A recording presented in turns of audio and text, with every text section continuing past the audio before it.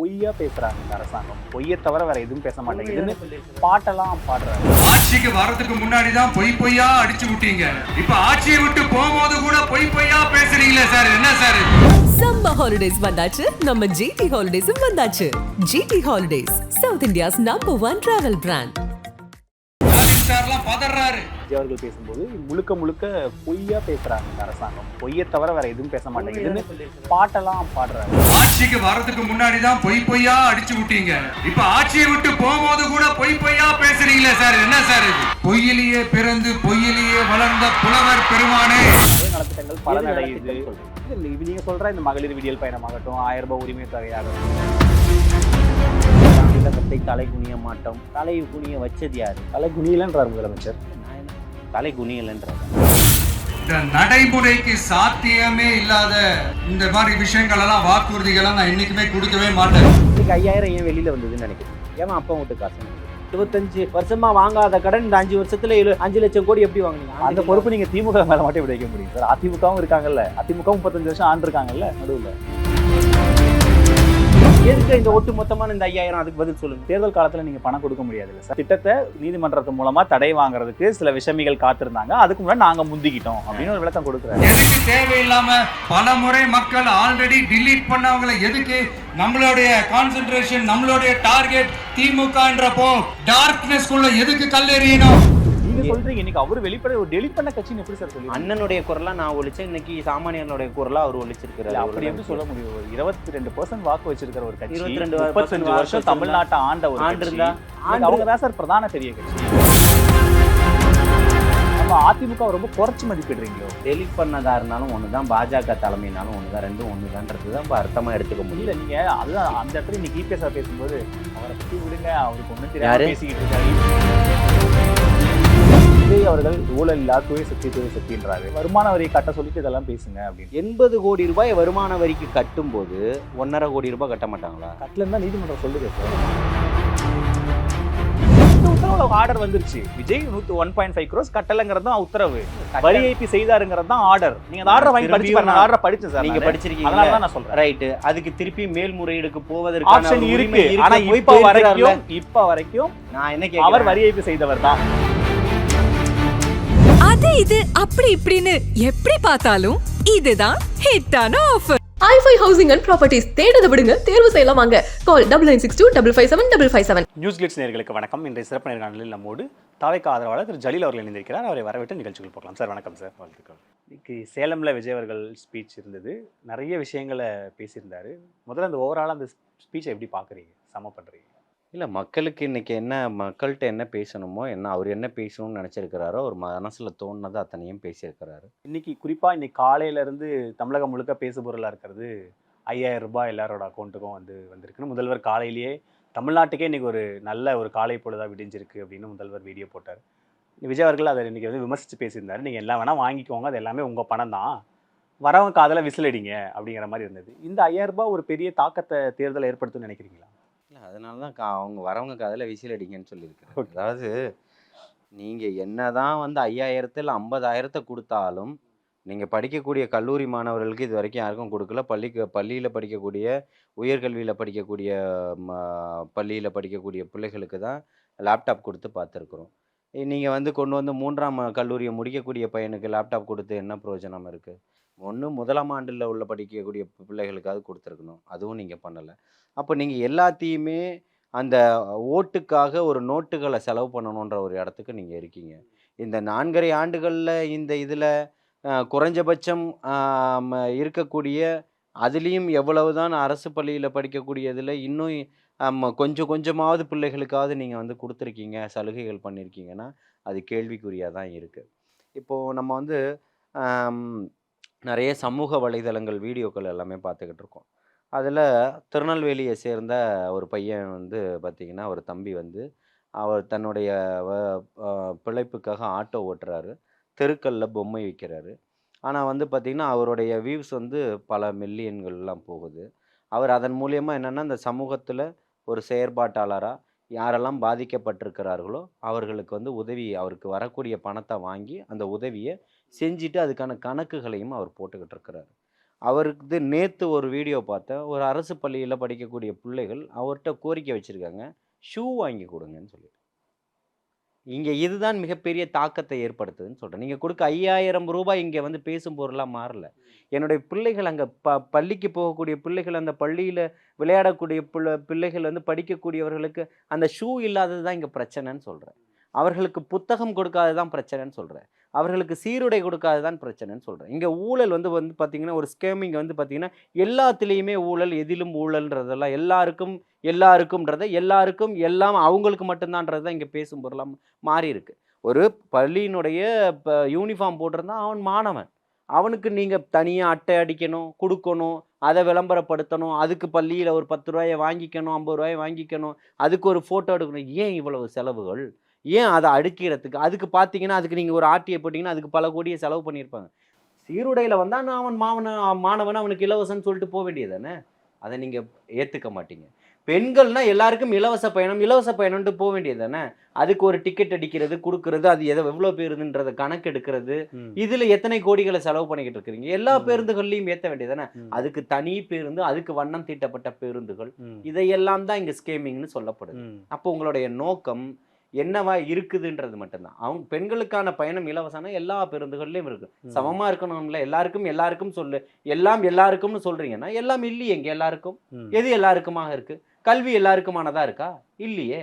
சிறுபான்மை மக்களினுடைய பட்டியல் நிலை இன்னைக்கு என்னவா இருக்கு? எல்லாருக்கும் எல்லாம் இல்லையே. என்னுடைய சமூகம் விளிம்பு நிலையிலலாம் இருந்துகிட்டு இருக்கு. எத்தனையோ சமூக ரீதியான போராட்டங்கள் நடந்துகிட்டு தானே இருக்குது. ஆசிரியர்களுக்கு எல்லாம் கிடைச்சிருச்சா?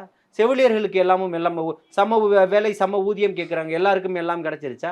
அப்போ நீங்கள் சொல்லக்கூடிய எல்லாருக்கும்ன்ற வாசகம் யாருக்கானதுன்னு கேட்குறேன். ஆனால் முதலமைச்சர் அவங்க பேசும்போது நாங்கள் எல்லா திட்டங்களையும் நிறைவேற்றிட்டோம், குறிப்பாக அரசு ஊழியர்கள் நீங்கள் கோட் பண்ணதுனால அவங்களோட நீண்ட ஆண்டுகால கோரிக்கை பழைய ஓய்வு திட்டம் அதை நாங்கள் கொண்டு வந்துட்டோம் அப்படின்னு அதுக்கு அவங்க பட்டியல் கொடுத்து தான் நீங்கள் உங்களுடைய இதில் நேரலையில் விவாதிப்பதற்கு நான் தயாராக இருக்கேன். பழைய ஓய்வு திட்டத்தை இப்போ போராடியவர்கள் அதுக்கு ஒத்துக்கிட்டாங்களா? அவர்கள் கேட்ட போதுதான் வந்திருக்குதான்றது தான் இங்கே கேள்வி. ஆனால் ஜாக்டோஜி அமைப்பு வரவேற்று மாநாடு நடத்தி முதல்வருக்கு வாழ்த்து. அது ஆசிரியர்கள் தானே. ஆசிரியர்கள் அதுலேயுமே ஒரு அரசியல் இருக்கு. போராடியவர்கள் அதுல இருந்து வெளியில வந்துட்டாங்க. அது போராட்ட களம். ஜாக்டோஜியும் அவர் அமைப்பை செட் பண்ணிக்கிச்சு, அவ்வளோதானே தவிர்த்து எல்லாரும் அதுக்கு ஆதரவான்னு கேட்டால் இல்லை. எப்படி ஜல்லிக்கட்டு போராட்டங்கள் மெரினா புரட்சியே ஏற்பட்டு ஜல்லிக்கட்டு போராட்டம் நடந்துக்கிட்டு இருக்கோ, முதல் நாள் இரவு ராத்திரி 2 மணிக்கு ஒரு அமைப்பு முதல்வரை சந்தித்து பேச்சுவார்த்தை நடத்திக்கிட்டு இருக்குன்னு சொல்கிறாங்க. அது தொலைக்காட்சியில் ஒளிபரப்பப்பட்டுக்கிட்டு இருக்குது. ஜல்லிக்கட்டு போராட்ட குழுவினர் வந்து முதல்வரை சந்தித்து பேச்சுவார்த்தை நடத்துகிறாங்க, போராட்டம் வாபஸ் வாங்க பெறும்னு. அப்போ எல்லாருமே என்கிட்ட மைக்கை நீட்டினாங்க. அப்போ நான் சொன்னது அதுதான், போராட்டத்துக்கும் போராட்டக்காரர்களுக்கும் களத்தில் நின்றவர்களுக்கும் அங்கே பேட்டி கொடுப்பவர்களுக்கும் எந்த விதமான சம்பந்தமுமே கிடையாது. புரியுதுங்களா? யாரோ 4 பேர் போய் அவர்களை சந்திப்பதில் எங்களுக்கு உடன்பாடும் கிடையாது. நாங்கள் அதே மாதிரி முதல்வரை வந்து சந்திப்பதில் எங்களுக்கு உடன்பாடு கிடையாது. மக்கள் மன்றத்துக்கு தான் முதல்வர் வரணும்னு தான் நாங்கள் கோரிக்கையே வச்சோம். அதே போல் அங்கே ஜாக்டோஜியோ அமைப்பில் போராடக்கூடிய அத்தனை தோழர்களும் அந்த பழைய ஓய்வூதிய திட்டத்தை ஏற்றுக்கிட்டாங்களா? இருக்கக்கூடிய அரசில் இருக்கக்கூடிய வேலை செய்யக்கூடிய ஆசிரியர்கள் அவங்க கொடுத்த ஆணையை ஏற்றுக்கிட்டாங்களா? பகுதி நேர ஆசிரியர்கள் ஏற்றுக்கிட்டாங்களா? மாற்றுத்திறனாளிகளாக போராடிக்கிட்டு இருந்தவர்கள் அந்த அவர்களுடைய போராட்டத்துக்கு ஏற்றுக்கிட்டாங்களா? இப்படின்னு பலதரப்பட்ட கேள்விகள் வந்து முன்வைக்கப்படுது. நீங்கள் போடக்கூடிய உணவு சரியா தரமா இல்லைன்றதும் தூய்மை பணியாளர்கள் குற்றம் சாட்டுறாங்க. அதுவும் இருக்கு. தூய்மை பணியாளர்கள் பிரச்சனை 100 ரூபா 200 ரூபா பிரச்சனை தான். இன்னைக்கு 1000 தூக்கி கொடுக்குறீங்க. தூய்மை பணியாளர்கள் பிரச்சனை இல்லைங்க. என்ன சொன்னீங்க? இங்கே கொடுப்பதற்கு எதுவுமே இல்லை, ஆட்சியில் காசு இல்லை, அரசில் காசு கிடையாதுன்னு சொன்னீங்க. பழைய ஓய்வு திட்டத்தை ஏன் நிறைவேற்ற மாட்டேன்னு சொன்னீங்க? இங்கே அரசாங்கத்தில் காசு இல்லைன்னு சொன்னீங்க. புதுசாக ஆசிரியர்கள் நியமிக்கப்படாததுக்கு காரணம் என்ன சொன்னீங்க? அன்பில் மகேஷ் என்ன சொன்னார்?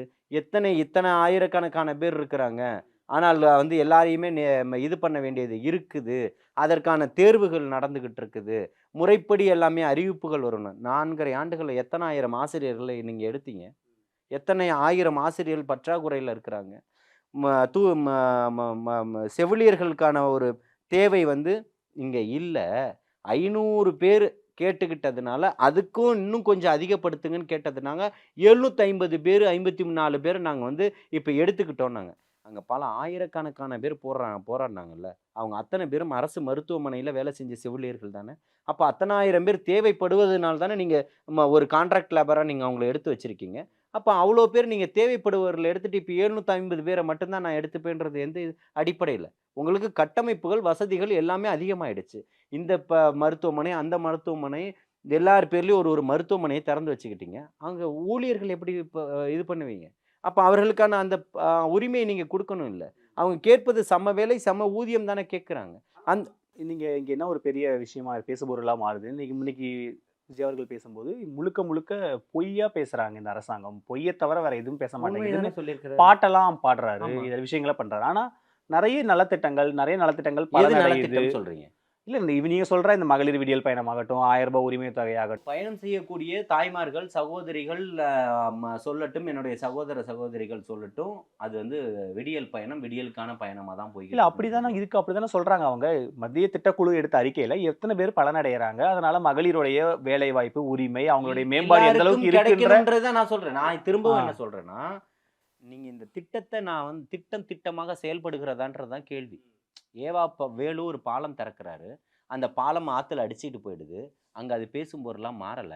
அதே ஏவா வேலு ஒரு மாநாடு நடத்தி அதுல வெள்ளி சேரை வந்து முதலமைச்சருக்கு கொடுக்குறாரு, அது பேசும்போதெல்லாம் மாறுது. ஒரு அமைச்சர் அவர் மேல ஊழல் குற்றச்சாட்டுகள் பதிவு செய்யப்பட்டுக்கிட்டு இருக்குது, ஆனால் தன்னுடைய தொகுதி சார்ந்த ஒரு பாலம் அடிச்சுக்கிட்டு போகுது, அதுக்கான பதில்கள் இல்லை. 16 கோடிக்கான விடயங்கம் தெரியல. யார் மீது வழக்கு பதிவு செய்யப்பட்டிருக்குது? எந்த நடவடிக்கையும் இல்லை. அப்போ இங்கே இப்போ திட்டங்கள் எதுவும் செயல்படலைன்றதுக்கான காரணங்களும் இதுதான். நீங்கள் தென்காசியில் சாப்பிட்டுக்கிட்டு இருந்த குழந்தைங்க மேலே பள்ளி கூரை இடிஞ்சு விழலையா? திருவள்ளூரில் இப்போ ஒரு மாணவன் காம்பவுண்டு செவர் எகிரி குதிக்கும் போது, இப்போ காம்பவுண்டு செவருக்கு பக்கத்தில் நிற்கும் போது காம்பவுண்டு செவர் இடிஞ்சு விழுந்து ஒரு பையன் சாகலை, ஒரு பையன் வந்து உயிருக்கு போகல. அந்த விஷயங்களும் தவிர்க்கப்படணும். ஆனா என்னன்னா அங்கங்க நடக்கிற ஒரு விஷயங்களை நம்ம அந்த திட்டங்களே செயல்படலைன்னு ஒரு பொதுமைப்படுத்துறது சரிதானா? இல்லை, எனக்கு என்னன்னா, நீங்கள் 100 பேர் நல்லா போயிட்டீங்கன்றது இல்லை, ஒருத்தங்க அடிபட்டுட்டான்றது தான் பேச்சு. புரியுதுங்களா? இப்போ என்ன ஒரு விஷயம் நடந்திருக்குன்னா, அந்த பாதிப்புகள் நடக்கக்கூடாதுன்றதுக்கான ஒரு முன்மாதிரியான ஒரு வரைமுறையை தான் நாங்கள் பண்ணுவோன்றத மாற்றத்திற்கான விடியல் பயணம். நீங்கள் அதை தான் நாங்கள் சொன்னீங்க. உங்களுடைய பேர் மட்டும்தான் எல்லா இடத்துலையும் மாறிக்கிட்டு இருக்கு. தமிழகத்தை தலை குனிய மாட்டோம். தலை குனிய வச்சது யாரு? தலை குனியலன்றார் முதலமைச்சர். இல்லை, நான் என்ன தலை குனியலன்றதா?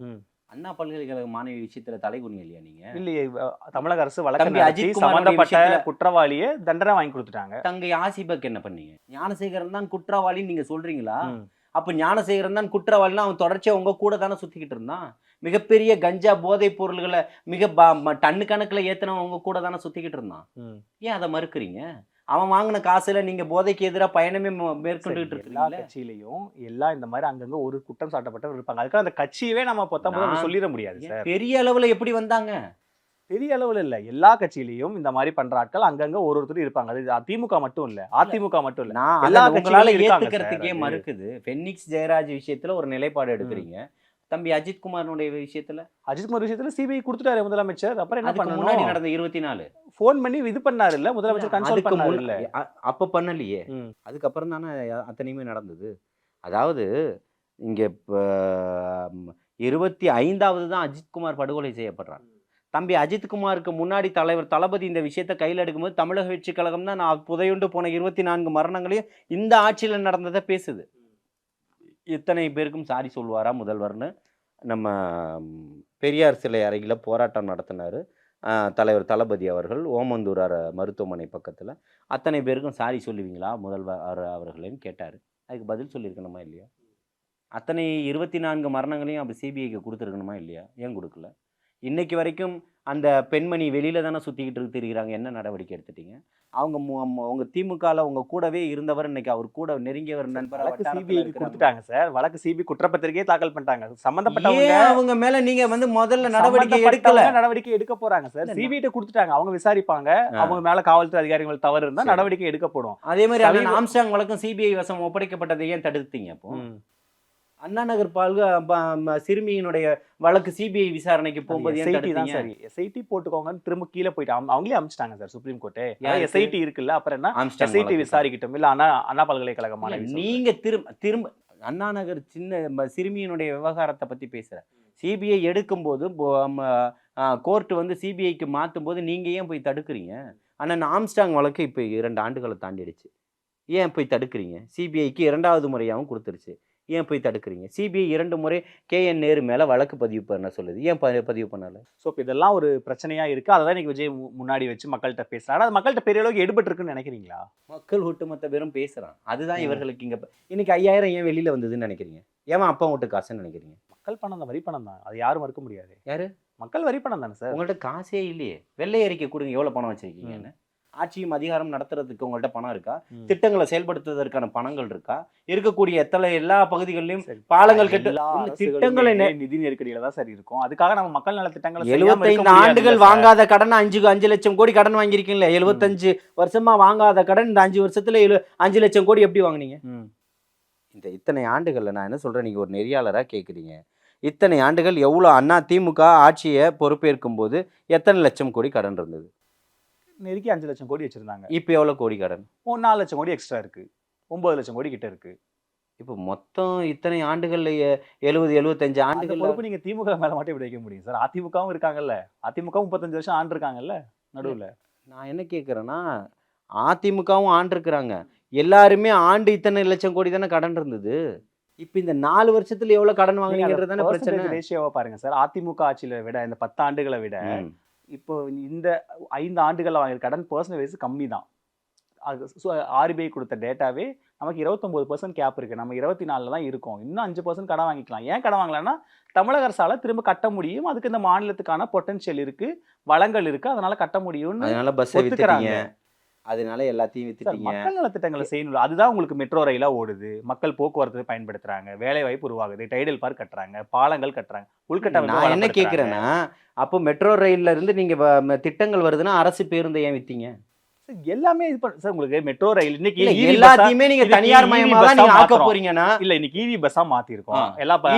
மாத்தி என்ன பண்ணி, அதுக்காக நம்ம வந்து இருக்கிற பழைய பஸ்ஸுகளை ஈவி பஸ்ஸா மாத்துறோம். அதுக்காக மெட்ரோ ரயில் கொண்டு வரோம். 7,000 ரூபாய் ஒரு நாளைக்கு வருமானம் வருது. இல்ல நான் இதுக்கு பதில் சேர்த்து நீங்களே சொல்லுங்க. ஏன்னா திமுக அவனுடைய குரலா ஒழிச்சுக்கிட்டு இருக்கிறீங்க.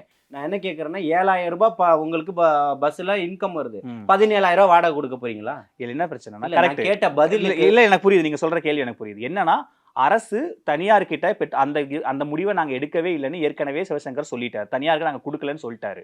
மெயின்டெனன்ஸுக்கு வந்து இவி பஸ்ஸுக்கு மட்டும் தான் கொடுத்துருக்கோம், மற்ற பேருந்துகளுக்கு கொடுக்கலன்னு விளக்கமும் கொடுத்துட்டாரு. ஏன்னா இவியை அரசு எதுக்குங்க? ஏன்னா இவி பேருந்தை வந்து அரசு இது பண்ண முடியாது. சார்ஜிங் ஸ்டேஷன்ல நிறைய சிக்கல்கள் இருக்கு. அதனால சிக்கல் இருக்கு. இப்போதைக்கு நாங்க அவங்கள்ட்ட கொடுத்துருக்கோம் தற்காலிகமான.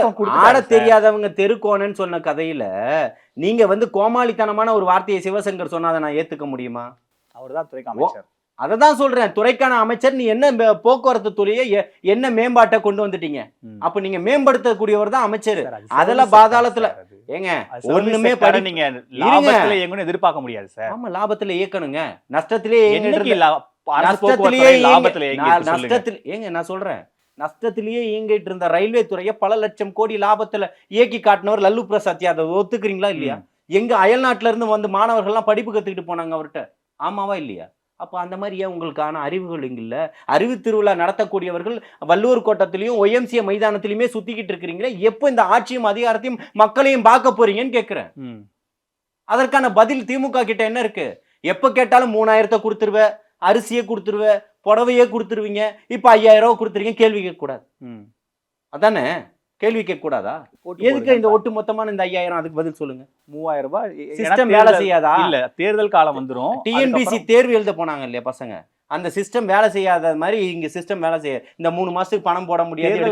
தேர்தல் காலத்துல நீங்க பணம் கொடுக்க முடியாது இல்ல சார். அதனால இது அரசு ஜிஓவின் படி கொடுக்கப்படக்கூடியதுதான்.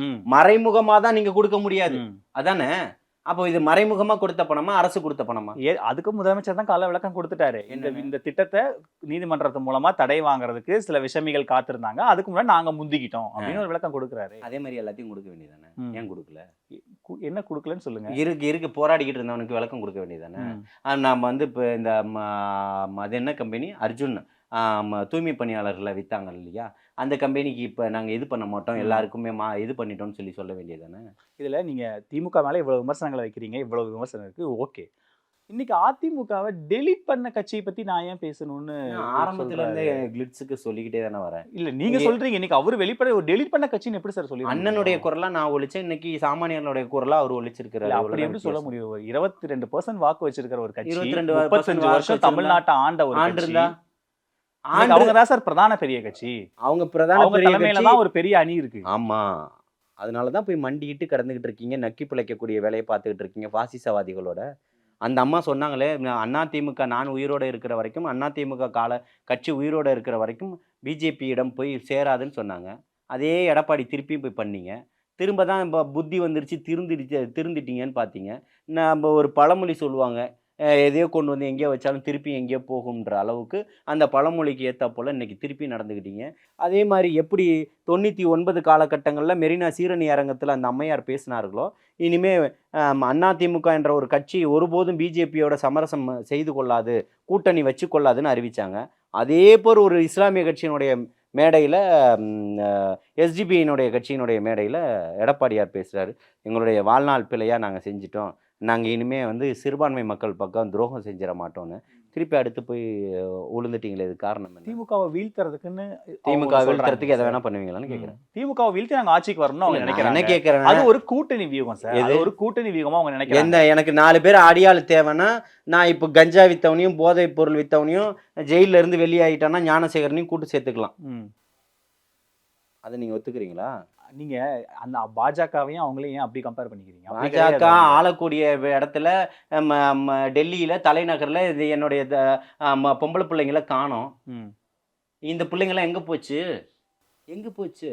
ஏற்கனவே இப்பதான் ஒரு ஃபைல்ஸ் எல்லாம் வெளியாகிக்கிட்டு இருக்குது. இப்ப இங்க மிகப்பெரிய ஃபைல்ஸ் ஏற்கனவே ஒண்ணு நடந்திருக்குது டெல்லியில, ஞாபகம் இருக்கா?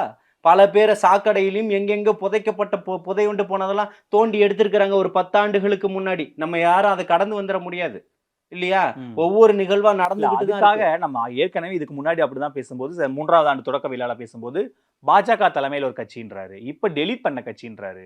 நம்ம அதிமுக ரொம்ப குறைச்சு மதிப்பிடுறீங்களோ? டெலீட் பண்ணதா இருந்தாலும் ஒண்ணுதான், பாஜக தலைமையினாலும் ஒண்ணுதான், ரெண்டும் ஒண்ணுதான்றதுதான் இப்ப அர்த்தமா எடுத்துக்க முடியும். இல்ல நீங்க அதுதான் அந்த இடத்துல இன்னைக்கு இபிஎஸ் பேசும்போது அவரை பத்தி விடுங்க, அவருக்கு ஒண்ணும் தெரியாம பேசிக்கிட்டு இருக்காரு. இபிஎஸ் இப்ப வரும்போது செய்தியாளர் சந்திப்புல கொடி பறக்குது, அவர் வரட்டும் பிள்ளையார் சொல்லி போட்டாச்சு சொன்னது யாரு? அதுக்கு அவர் விளக்கம் கொடுத்துட்டாரு, தெளிவா ஒரு விளக்கம் கொடுத்துட்டாரு. என்னன்னு, நான் அவங்களை கூட்டணிக்கெல்லாம் கூப்பிடல, அந்த தொண்டர்கள், அதாவது உங்க தலைவரா எப்படியான ஆசைப்படலாம், ஆனா அந்த தொண்டர் எங்களோட தொண்டர்கள் எங்களோட இருக்கணும்னு ஆசைப்படுறாங்க. அததான் நான் மீன் பண்ணேனே தவிர இவங்களை கூட்டணிக்கெல்லாம் அழைக்கவே இல்லை. இவரு அழைக்கணுமா? தொங்கிக்கிட்டு இருக்கிறது மொத்த பேரும் நீங்க தானே தொங்கிக்கிட்டு இருந்தீங்க. பிஜேபியில நேத்து அக்கா தமிழிசை என்ன பேட்டி கொடுத்தாங்க? நீங்க எல்லாம் வந்துடணும் என்டிஏ கூட்டணிக்கு. முதல்ல இது என்டிஏ கூட்டம், இது நாடாளுமன்ற தேர்தலா சட்டமன்ற தேர்தலா? அந்த குழப்பமே தீரல உங்களுக்குள்ள. ஆட்சியிலும் அதிகாரத்தை இவரு எங்க தலைமையில தான் அமித்ஷா சொல்றாரு கூட்டணின்னு, இவரு அதிமுக தலைமையில தான் கூட்டணின்றாரு. முதல்ல அந்த முடிவை நீங்க எடுங்க. இல்ல சார், இங்க என்னன்னா நீங்க திமுக வெர்சஸ் டிவிகேன்னு ஒரு நெரேட்டிவ் செட் பண்றீங்க. ஆனா இந்த இடத்துல அதிமுக ஒரு பெரிய ரோல் பிளே பண்றாங்க. ஒரு கட்டமைப்போட இருக்கிற கட்சி சார், ஒரு கட்டமைப்போட. டிவிகே வெர்சஸ் திமுக. ஆமா, டிஎம்கே வெர்சஸ் டிவிகே நீங்க ஒரு நெரேட் செட் பண்றீங்க. இல்ல, டிவிகே வெர்சஸ் திமுக தான் நாங்க செட் பண்றோம் சார். ஆளுங்கட்சி அவங்க தான் சார், அவங்க எதை வேணா அவங்க இருந்துட்டு ஊழல் கட்சிங்க. அதுக்கெல்லாம் எந்த ஆதாரம் இல்ல சார். திமுக யார் சார் ஊழல் வழக்குல தண்டிக்கப்பட்டிருக்கா? ஏங்க தண்டிக்கப்படலன்றதுக்காக குற்றம்.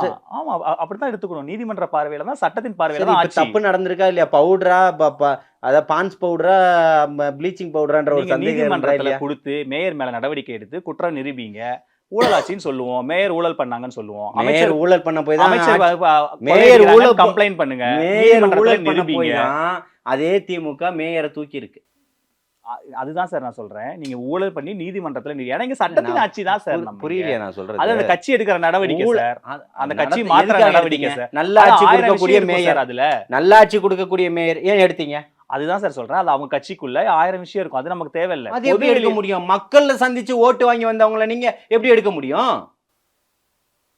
ஆவடி நாசர் பதவியில இருந்து தூக்கும் போதும் நான் அதான் கேட்டேன். செஞ்சி மஸ்தான தூக்கும் போதும் அதான் கேட்டேன். அதுக்கு முதலமைச்சர் வகாப அதிகாரம் தூக்கும் போது இருக்கு. ஒரு அமைச்சரை மாத்துறதுக்கு முதலமைச்சருக்கு அதிகாரம் இருக்கு. ஏன் அது சிறுபான்மை மக்களை மட்டும்தான் மாத்துவீங்க? நீங்க ஏன் அப்படி வேற- அந்த கண்ணோட அந்த சரி, கண்ணோட்டத்திலே வகாபு பாக்குறீங்க? மேல நடவடிக்கை பொன்முடியை கூட தான் சார் மாத்திருக்காங்க. மனோ தங்கராஜா இருங்க, மாத்தினாரு. அது நீதிமன்றம் சொல்லிச்சு மாத்திரியா இல்லையான்னு. பொன்முடி எங்க புரியுதுங்களா? நீதிமன்றம் சார்? ஆமா. மனோ தங்கராஜா மாத்திர எந்த நீதிமன்றம் சொல்லுங்க யாருக்கு? சார்? மனோ தங்கராஜா எந்த உங்களுக்கு நீதிமன்றம் சொல்லுங்க உங்களுக்கு சார்? அன்னைக்கு தேவையில்ல, இன்னைக்கு மனோ தங்கராஜுக்கு திருப்பி கொடுத்துருக்கீங்களா? அது வந்து அது முதலமைச்சருடைய தனிப்பட்ட அதிகாரம் சார். நான் அதுக்குள்ள என்ன நம்ம போக வேண்டாம். நான் என்ன கேக்குறேன்னா, இன்னைக்கு மனோ தங்கராஜுக்கு எடுத்தாலும் உடனே கொடுக்கப்பட்டுருச்சு. ம். பல போராட்டங்கள், ஆவடி பல நாசருக்கு சிறுபான்மை கொடுத்துட்டாங்களே. இயக்கங்களும் கட்சிகளும் அழுத்தம் கொடுக்க போய் என்னை போன்றவர்களும் எல்லா மீடியாக்கள்லயும் பேசுனதுக்கு அப்புறம் தான் நீங்க கொடுத்துருக்கீங்க சார். ஆமா. ஏதோ உட்கார்ந்து பணமளம் விழுந்த கதையான்ற மாதிரி சொல்றீங்க சார். இல்ல, முதலமைச்சர் ஒரே நேரத்துல செஞ்சி மஸ்தானும் இல்ல, ம். வகாபுக்கும் பதவி இல்ல, ம். ஆவடி நாசருக்கும் இல்ல. எது திரும்ப நீங்க வந்துருச்சு ஒத்துக்கிட்டீங்களா? திரும்ப வந்துருச்சுல்ல சார். எடுத்தாங்க திரும்ப கொடுத்துட்டாங்களே சார். எடுக்கக்கூடிய தைரியம் உங்கள்ட்ட இருக்குல்ல, சிறுபான்மை மக்களை வஞ்சிக்கக்கூடிய அளவுக்கு இருக்குல்ல. சிறுபான்மை மக்களுக்கு இன்னைக்கு 20% 20 எம்எல்ஏ இருக்கணுங்க. எத்தனை எம்எல்ஏ திமுக கொடுத்துருக்கீங்க சொல்லுங்க. ம். இந்த 3 பேரை தாண்டி வேற யார் இருக்கா? மஸ்தானையும் ஆவடி நாசரையும் வகாபியும் தாண்டி வேற யார் இருக்கா? கூட்டணியில ஒரு 4 பேர் 3 பேர் மொத்தம் 7 பேர் தான் இருக்கீங்க. பிரதித்துவமே இல்லையே.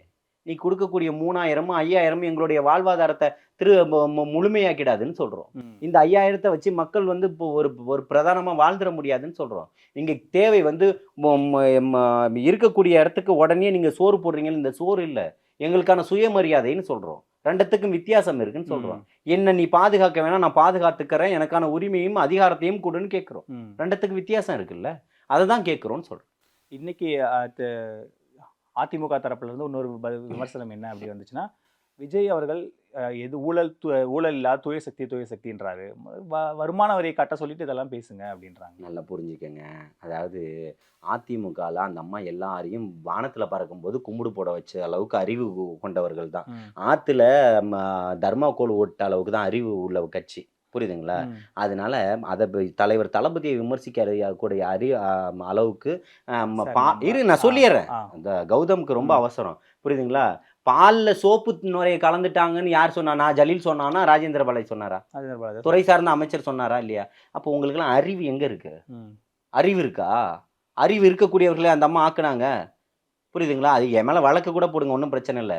நீங்களாம் அறிவு கட்ட முட்டாள்கள் சார் அவங்க இல்ல. நான் சொல்லிடுறேன். அந்த விமர்சனம் இல்ல, இருக்கட்டும். நான் சொல்லிடுறேன். கரெக்ட். அறிவே இல்லாத நீங்க 2015 இருந்து இந்த வருமான வரித்துறை என்ன பண்ணிட்டு இருந்து இந்த 11 ஆண்டுகள் சொல்லுங்க. என்னன்னா நீங்க சொல்ற எல்லா விமர்சனத்தையும் தாண்டி அவங்க களத்துல இருக்காங்க. களத்துல மக்கள் செல்வாக்கு வந்து பெற்று வெற்றி பெறாங்க. இல்ல, நான் கேட்டதுக்கு பதில் அது இல்ல கரெக்ட். புலி படத்துக்கான நான் என்ன கேட்கறேன்னா, கடந்த ஆண்டு பாத்தீங்கன்னா இந்தியாவில் அதிகப்படியான வருமான வரி செலுத்திய நடிகர்கள் யாரு? ஷாருக் கான் முதலிடம், தலைவர் தளபதி அவர்கள் 2ஆம் இடம். அவர் 92 கோடி கட்டிருக்கிறாரு, இவர் 80 கோடி ரூபாய் கட்டியிருக்கிறாரு. 80 கோடி ரூபாய் வருமான வரிக்கு கட்டும் போது 1.5 கோடி ரூபாய் கட்ட மாட்டாங்களா? கட்டலன்னு தான் நீதிமன்றம் சொல்லுதே சார். இல்ல அதை தான் சொல்றாங்க. அதுதான் அவர் அப்பீல் போறாரு. ம். கணக்குல என்ன பிரச்சனைகளோ அதை தீர்த்துக்கங்க. அதுதான் சார். இப்போ நீங்க கீழே ஹைகோர்ட்லயே அதை கிளாரிஃபை பண்ணிருக்கலாம். அதெல்லாம் தாண்டி தான் உத்தரவு வந்திருக்கு. நீங்க மேல்முறையீடு போங்க, அதெல்லாம் 2வது பட்சம். உங்களுக்கு சட்டத்துக்கு வாய்ப்பு இருக்கு. ஆனா இந்த உத்தரவுல ஆர்டர் வந்துருச்சு. விஜய் 1.5 crores கட்டலங்கிறது தான் உத்தரவு. வரி ஏய்ப்பு செய்தாருங்கிறது தான் ஆர்டர். நீங்க அந்த ஆர்டர் வாங்கி படிச்சு பாருங்க. ஆர்டர் படிச்சேன் சார். நீங்க படிச்சிருக்கீங்க. அதனால தான் நான் சொல்றேன். ரைட். அதுக்கு திருப்பி மேல்முறையீடுக்கு போவதற்கான ஆப்ஷன் உரிமை இருக்கு. ஆனா இப்ப வரைக்கும் நான் என்ன அவர் கேக்குறேன், வரி ஏய்ப்பு செய்தவர் தான். அந்த மாதிரி எந்த ஒரு அவசியமும் அவருக்கு இல்ல. பல கோடிகளை வந்து இன்னைக்கு மக்களுக்காக செலவு பண்ணிட்டு இருக்கிறாரு. நீங்க தர்க்கம் பண்ணுங்க, அது எனக்கு பிரச்சனை இல்லை. ஆனா சட்டத்தின் பார்வையில அவர் வரி ஏய்ப்பு செய்தவர் தான் சார். சட்டத்தின் பார்வையில வரி ஏய்ப்பு செய்தவர். நான் என்ன கேட்கிறேன், 2015 இருந்து அதே வந்து தணிக்கை துறை என்ன பண்ணிக்கிட்டு இருந்ததுன்னு கேட்கிறேன். எல்லா வருமான வரித்துறை கட்டலனாலுமே என்ன பண்ணிட்டு இருந்தது? கொடுத்திருப்பாங்க சார். 10 யார் வருஷமா? கட்டலனாலும் கொடுத்திருப்பாங்க. 10 வருஷமாவா? இடி ரைடு வந்திருக்கும். இல்லங்க, எல்லாமே 10 நடந்திருக்கும் சார். ஏங்க, நான் திரும்பவும் சொல்றேன், 10 வருஷமாவா? இடி ரைடு நீங்க பாருங்க, ஒருத்தனுக்கு தேவைன்னா அதிகாரத்தை வச்சிருக்கக்கூடிய நீங்க எப்படி வேணா நசுக்குவீங்க. என் வீட்டுல கூட தான் இடி ரைடு நடந்தது. என்னத்தை எடுத்துட்டு போனீங்க? கிழிஞ்சு போனா 4 பேப்பரை எடுத்துட்டு போனீங்க. இதை வச்சு நீங்க நாக்கு கூட வலிக்க முடியாது.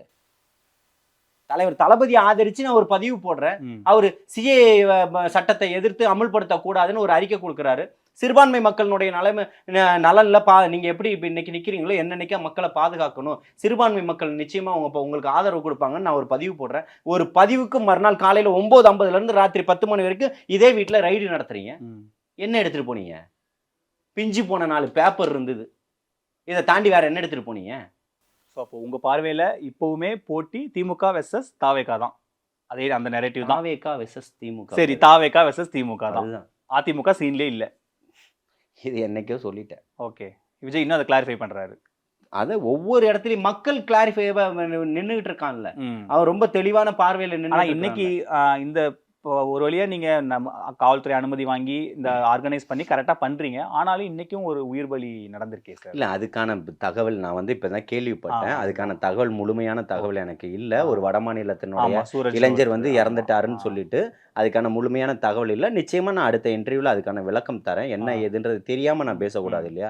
அதுக்கான முழுமையான தகவலை நான் தெரிஞ்சுக்கிட்டு நான் நிச்சயமாக உங்களுக்கான பதிலை நான் தரேன். ஓகே, நன்றி சார். நேரத்தை எங்களை விசாரிச்சதுக்கு வாழ்த்துக்கள்.